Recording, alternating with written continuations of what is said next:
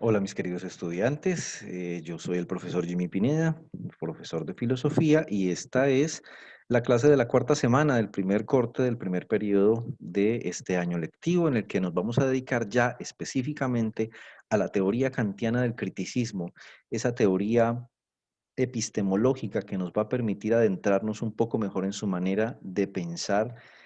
El objetivo de esta clase es analizar la propuesta filosófica de Kant y establecer nuestros propios argumentos a favor y en contra de sus postulados. Ese va a ser como el objetivo de esta cuarta semana, que nos va a llevar ahora sí al informe de lectura un poco más crítico con respecto a esta propuesta.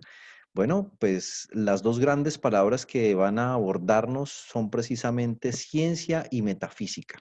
Ya a partir de Kant, nosotros vamos a hacer esa diferencia entre qué es lo metafísico y qué es lo científico como tal, que es el gran paso, ese gran salto copernicano que precisamente este filósofo de la modernidad pues nos va a entregar. En principio, la obra de Kant es muy grande y la principal, que se escribe en 1781, es la Crítica de la razón pura. En principio, Kant se había preguntado cómo es posible el conocimiento, ¿sí? Que es lo que más nos interesa ahorita en este momento. Entonces, esta pregunta se puede traducir en dos más. ¿Cómo es posible un conocimiento científico de verdad en la realidad? ¿Y cómo es posible la metafísica como ciencia? Es más, ¿es posible de verdad o definitivamente la metafísica no puede ser llamada ciencia? Esas van a ser las dos preguntas que nos van a abocar a comprender esta teoría. Lo primero que hay que entender es que hay una revolución copernicana kantiana. Cuando hablamos de la revolución copernicana, ya dijimos en una clase pasada, hablábamos de ese cambio en la manera de vernos con respecto al universo. Antes era la Tierra la que giraba en el centro y el universo alrededor de ella, pero va a ser Copérnico el que va a decir que la teoría es totalmente contraria, que somos nosotros los que giramos alrededor del Sol. Ese geocentrismo eh, que habitaba antes de Copérnico se va a reemplazar por el heliocentrismo. Y eso va a cambiar también la visión y la manera de pensar, pues Kant es hijo de ese giro copernicano y va a hacer el suyo también en la noseología, pues va a decir que es el sujeto el que se sitúa en el centro del conocimiento y los objetos se adaptan al sujeto. Poníamos de ejemplo en la clase cómo antes de Kant eh, teníamos, por ejemplo, una tapa roja, ¿sí? Y se suponía que esta tapa tenía unas características dentro de ellas, pues el color rojo. Pero Kant lo que va a decir es que ese color realmente se lo pone el sujeto cognoscente gracias a una convención social y a un proceso de pensamiento que vamos a estudiar precisamente hoy y que no es el objeto el poseedor de esas características y de esas particularidades. Entonces vamos a cambiar la manera de hacer conocimiento con este giro copernicano. ¿Cómo es esa revolución copernicana? Pues ya dijimos que efectivamente hay una crítica que va a hacerle Kant a los racionalistas y a los empiristas. En principio, lo que va a hacer es criticar a los empiristas, a los racionalistas como dogmáticos, porque él va a decir que hay conceptos que no pueden aplicarse más allá de la experiencia. Sí, es cierto que existe, por ejemplo, el concepto puro de sustancia, pero este concepto no puede ser aplicado a un supuesto ente como Dios, porque de él no poseemos una noticia empírica. Entonces le va a decir a los dogmáticos racionalistas que no todo puede ser teoría, que necesitamos de la experiencia, porque lo que se quede en la mera teoría y no pueda ser comprobado, pues va a pasar a ser metafísica y ya veremos que entonces la metafísica no va a tener ese presupuesto de ciencia. Y también le va a hacer la crítica a los empiristas, los va a llamar escépticos, y dirá que existen conceptos que no provienen de la experiencia, sino que son anteriores a la experiencia misma, es decir, los conceptos a priori, es decir, sin experiencia. Son conceptos puros tales como los conceptos de unidad, de realidad, de sustancia, de causa, no necesitan una experiencia para poderse comprender. Entonces, para poder hacer la crítica a estos dos grandes movimientos, va a crear algo que se llama el idealismo trascendental. En el idealismo trascendental, entonces, se van a mezclar estas dos grandes corrientes, racionalismo y empirismo, porque él considera que ambas son necesarias. Primero, pues centra al sujeto eh, en el proceso de conocimiento, es él el que da las condiciones. Si el sujeto pone las condiciones del conocimiento, pues es el sujeto el que ve la realidad a través del filtro de la sensibilidad, ¿sí? Dice, investiga las condiciones, perdón, de posibilidad a priori de nuestro conocimiento. Entonces, como nosotros somos los que ponemos el filtro gracias a nuestra sensibilidad y no es el objeto el que pone esas condiciones, lo que captamos a través de nuestros sentidos no son las cosas mismas, ¿sí? Sino que son el resultado de la labor de nuestras facultades. Y nuestro conocimiento, entonces, en definitiva, pasa a ser una construcción. ¿Cómo es esa construcción? Esa construcción se da a partir de el análisis de la razón. Y ese análisis se da a partir de tres tipos de juicios. El primer juicio, que es el juicio analítico a priori, son juicios, dice Kant, necesarios. Tenemos un juicio que es una proposición compuesta por un sujeto y un predicado, ¿cierto? Que siempre tiene una pretensión de decirnos algo, sea verdadero o sea falso, pero obviamente como hablamos de epistemología, siempre tendrá ese juicio la intención de decir una verdad.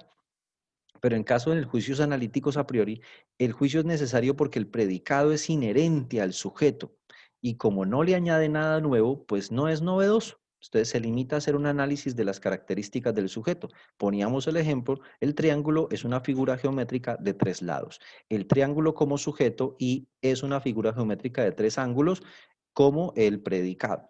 Entonces, como este predicado no está diciendo nada que no haya dicho ya el sujeto dentro de sí mismo, que esté contenido en sí mismo, es un juicio analítico a priori. Yo puedo decir, sin necesidad de la experiencia, que el triángulo tiene tres lados. ¿Por qué? Porque en el sujeto están contenidas sus características.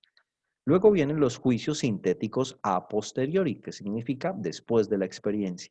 Y estos sí son novedosos. Dice Kant, en ellos el predicado no es inherente al sujeto, sino que añade algo nuevo al sujeto mismo. Son a posteriori, es decir, se derivan de la experiencia, pero su valor de verdad es meramente probable, es decir, puede ser. Digamos que aquí pone un ejemplo muy particular, es que el agua hierve a 100 grados centígrados, ¿sí? O sea, lo podemos probar, pero es posible que en algunas ocasiones se dé más rápido, no tan exacto a los 100 grados, se demore un poco más, digamos que ahí está la probabilidad en el medio. Lo cierto es que estos juicios sintéticos a priori suman algo nuevo a la experiencia del sujeto mismo. Lo que estamos diciendo acá es que Kant está diciendo que los juicios analíticos a priori son los juicios propios del racionalismo y los juicios sintéticos a posteriori son los juicios propios del empirismo, ¿sí? ¿Qué quiere Kant? Quiere solventar, zanjar esa pelea, esa discusión, y lo hace con esta nueva aparición del tercer tipo de juicio, que son los juicios sintéticos a priori, que son novedosos y necesarios a la vez. Entonces, en este tipo de juicios, el predicado añade algo nuevo al sujeto, lo sintetiza o lo une con otra cosa. Por lo tanto, pues cumplen el requisito de novedad, pero también son a priori porque no necesita recurrir a la experiencia para ser considerados verdaderos. Y específicamente, por ejemplo, en la matemática se dan este tipo de juicios sintéticos a priori. Por ejemplo, 12 es igual a 7 más 5. ¿Sí? Ese 7 más 5 sería el predicado, el 12 sería el sujeto, y aunque la forma predicado 7 más 5 añade algo nuevo, de todas formas, a priori se sabe que efectivamente el 12 es la conclusión de ese 7 más 5. Esos son los juicios sintéticos a priori, que son los juicios que debería tener la ciencia.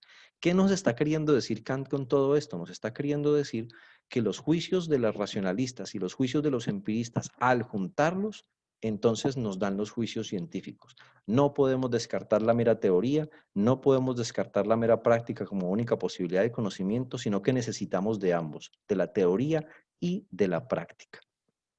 Dice que hay tres facultades eh, que tenemos nosotros para conocer el mundo. Son facultades de nuestro pensamiento. Va a decir que la primera facultad es la sensibilidad, que hace parte de la estética trascendental y que es propia de las matemáticas. Va a decir que la segunda facultad es el entendimiento, que hace parte de lo que va a llamar la analítica trascendental y hace parte de la física. Y finalmente, pues va la facultad de la razón, que hace parte de la dialéctica trascendental y su estudio es la metafísica. Veamos rápidamente, eh, digamos que estos ejemplos. El primero, el de la estética trascendental, entonces la facultad es la sensibilidad. La sensibilidad es lo que hace posible que nosotros podamos percibir algo, y a esto lo llamamos la experiencia sensible, como por ejemplo el de la tapita, ¿no? Que utilizamos aquí. Tenemos una tapa que es plástica, que es sólida y que tiene un color rojo. El objetivo de esta estética trascendental es buscar condiciones de posibilidad a priori del conocimiento sensible, es decir, ¿cómo hago yo para que las intuiciones puras de espacio y tiempo se conviertan en condiciones de posibilidad a priori de la sensibilidad externa o interna? ¿Esto qué nos quiere decir? Que existen unos juicios sintéticos a priori que dependen de la sensibilidad, y el ejemplo lo da con las matemáticas. Entonces yo, por ejemplo, en un plano cartesiano, gracias a unos datos, puedo predecir algo que vaya a pasar en el mundo empírico, ¿sí? En el mundo de lo sensible. Pero de todas formas, esos datos salen de la sensibilidad, salen de nuestra percepción empírica del mundo. Después está la analítica trascendental, que tiene como la facultad, pues, el entendimiento. Entonces, aquí el entendimiento hace posible que nosotros podamos entender lo que se presenta frente a la sensibilidad. ¿Esto qué quiere decir? Que el objeto de la analítica trascendental es buscar condiciones de posibilidad a priori del entendimiento. Y allí es cuando se aparecen las 4 clasificaciones o categorías puras del entendimiento, que son cantidad, cualidad, relación, modalidad. Cuando hablamos de cantidad, hablamos de totalidad, pluralidad o unidad. Cuando hablamos de cualidad, hablamos de realidad, de negación o de limitación. Cuando hablamos de relación, hablamos de sustancia, accidente, causa, efecto, agente, paciente. Y cuando hablamos de modalidad, hablamos de posibilidad o imposibilidad, existencia o inexistencia, necesidad o contingencia. Conclusión de la analítica trascendental: todo lo que comienza a existir tiene una causa. Y estos son los tipos de juicios sintéticos a priori que aparecen en la física. Y la física sí es una ciencia. Y finalmente, en la dialéctica trascendental aparece la facultad de la razón. Ya esta es la última, la final, y la facultad de la razón es la facultad superior del conocimiento, en tanto que cierra el proceso del conocimiento mismo, conduciendo a la pluralidad de los mismos a una unidad. Entonces, ahí es donde nosotros empezamos a elaborar con razonamientos que nos van a llevar a definir si un conocimiento específico es ciencia o no lo es. Kant va a distinguir usos que se pueden hacer de la razón. Por ejemplo, el uso lógico, ¿sí? Entonces nosotros ya vimos el año pasado algo de lógica formal, y allí descubrimos qué proposiciones pueden ser correctas. Esas proposiciones, esos silogismos nos van a permitir sintetizar conocimientos particulares en, en conceptos de tipo ya universal. El ejemplo clásico: todos los hombres son mortales, todos los investigadores son hombres, por lo tanto, pues todos los investigadores son mortales. Pero nuestro razonamiento puede ir más lejos todavía, ¿sí? O sea, digamos que en principio podemos sacar, con las 2 anteriores facultades, podemos sacar esos datos, pero la razón nos va a permitir ir mucho más allá. Entonces, podemos decir, por ejemplo, ponerlo en otros campos: todos los animales son mortales, todos los hombres son animales, luego todos los hombres son mortales. Debido al poder que tiene la capacidad de el- la razón como tal, esa capacidad sintetizadora, se puede hacer incluso sacar verdades mucho más generales. Ejemplo: todos los vivientes son mortales, todos los animales son vivientes, luego todos los animales son mortales.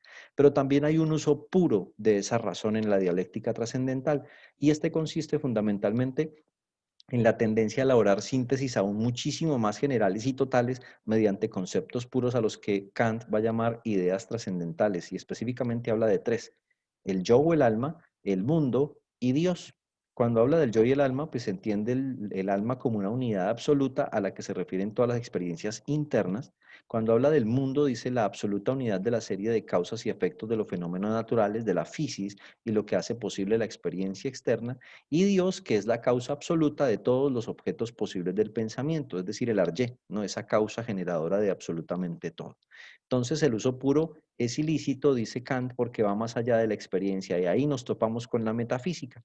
Entonces, gracias a ese uso puro de la razón, podemos determinar qué tipo de conocimientos efectivamente pueden ser verificados a partir de la experiencia, y qué tipo de conocimientos no pueden ser verificados con la experiencia. Queda descartado entonces cierto tipo de conocimiento metafísico que, como no se puede experimentar, pues no se puede llamar ciencia. Muy bien, hasta ahí esta rápida clase sobre los principales conceptos del criticismo kantiano y que van a forjar su teoría conceptual de la crítica de la razón pura. Muy bien, nos vemos entonces en la próxima clase donde hablaremos un poco de la ética kantiana.